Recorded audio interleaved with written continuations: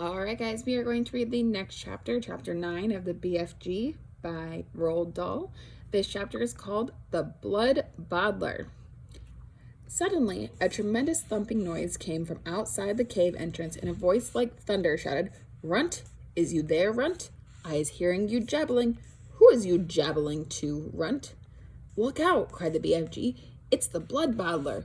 But before he had finished speaking, the stone was rolled aside, and a 50-foot giant, more than twice as tall and wide as the BFG, came striding into the cave.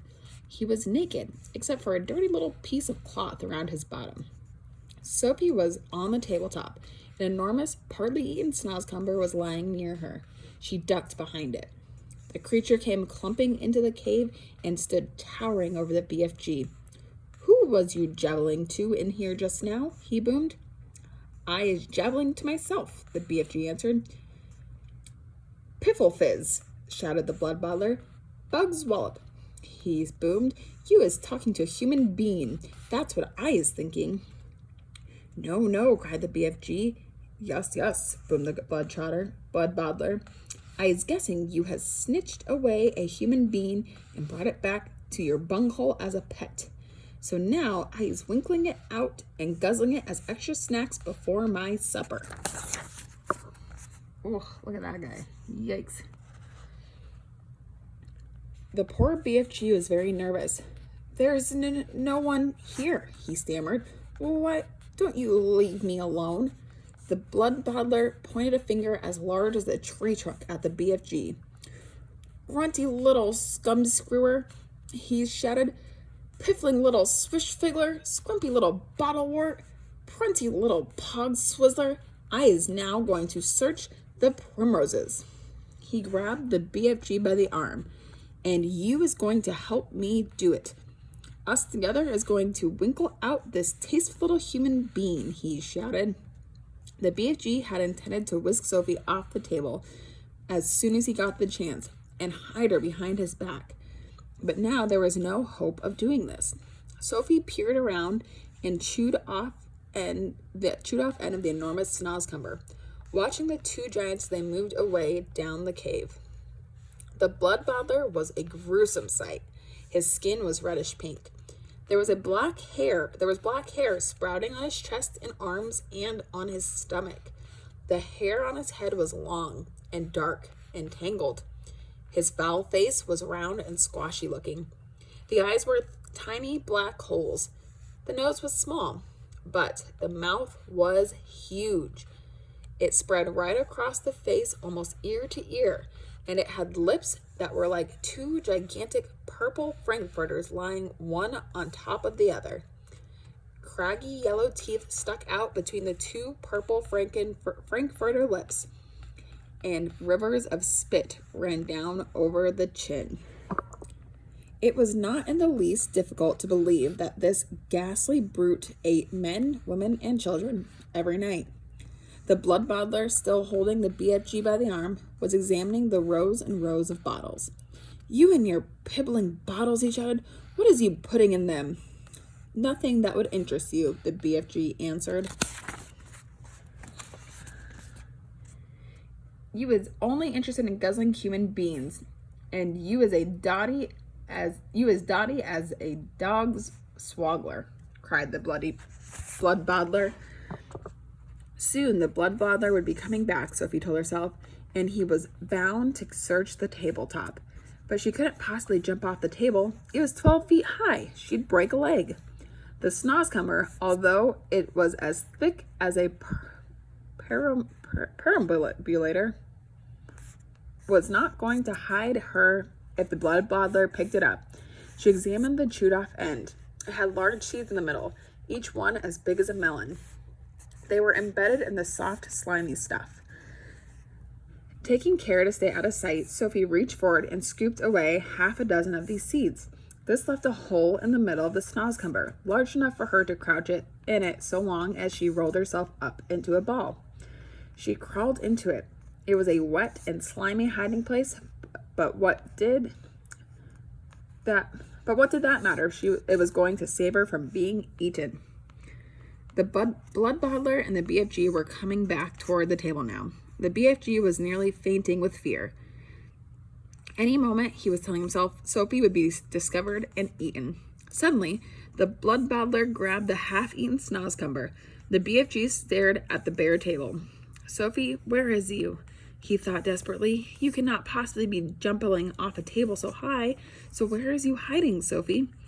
So this is the filthing rotsome glubbage you is eating? Boomed the bloodbottler, holding the partly eaten snozzcumber. You must be cockles to be guzzling such rub squash. For a moment, the bloodbottler seemed to have forgotten about his search for Sophie. The BFG decided to lead him further off the track. That is the scrumdiddlyumptious snozzcumber, he said. I is guzzling it gleefully every night and day. Is you never trying a snozzcumber, bloodbottler? Human beings is juicier, the bloodbottler said. You is talking romatot, said the BFG said, growing braver by the second. He was thinking that if only he could get the bloodbottler to take one bite of the repulsive vegetable, the sheer foulness of its flavor would send him bellowing out of the cave. I is happy to let you sample it, the BFG went on. But please, when you see how truly glumptious it is, do not be guzzling the whole thing. Leave me a little snitchet for my supper. The bloodbottler stared suspiciously with small piggy eyes at the snozzcumber.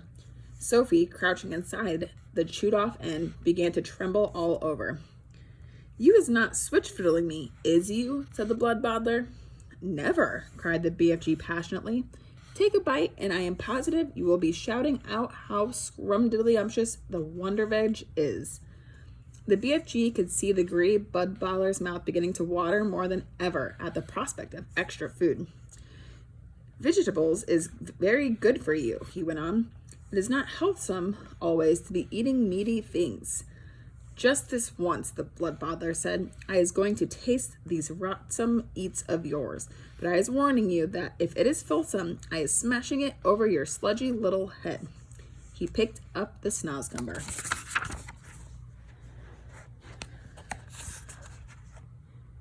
He began raising it on its long journey to his mouth, some 50 feet up in the air. Sophie wanted to scream, don't, but that would have been an even more certain death. Crouching among the slimy seeds, she felt herself being lifted up and up and up. Suddenly, there was a crunch as the bloodbottler bit a huge hunk off the end. Sophie saw his yellow teeth clamping together a few inches from her head. Then there was utter darkness. She was in his mouth. She caught a whiff of his evil-smelling breath. It stank of bad meat.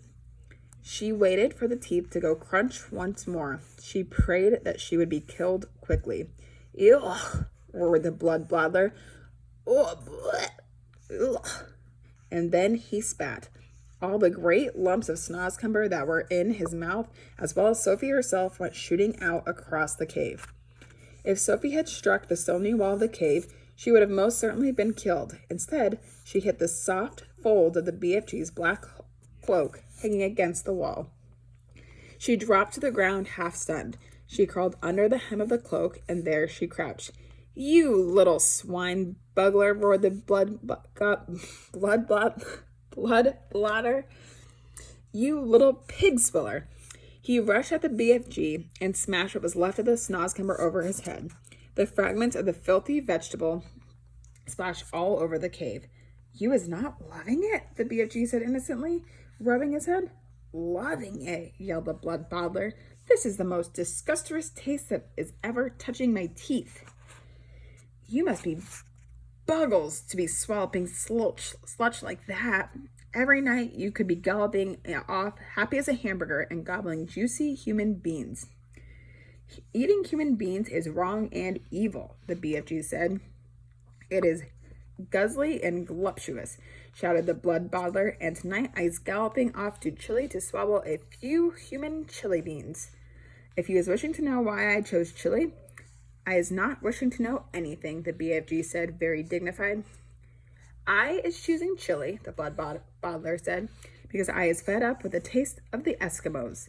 It is important that I has plenty of cold eats in the scuttling hot weather, and the next cold thing to an Eskimo is a chili bean.